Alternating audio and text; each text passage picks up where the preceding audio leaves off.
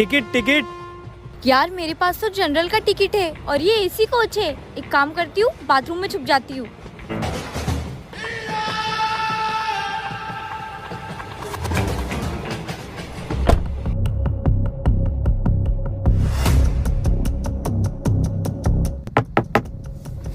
Gate खोलो, कौन है अंदर? यार अब क्या करूँ? सर आपका टिकट। सर स्टाफ से हूँ। आइडिया। टिकट नहीं है ना तुम्हारे पास?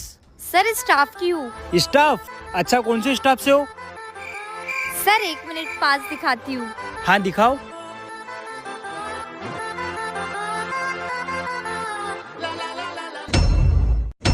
जनरल की टिकट लेके एसी में बैठ रहे हो और ऊपर से झूठ बोल रहे हो। चलो बाहर। लुट पुट गया, लुट पुट गया। जाओ जाकर जनरल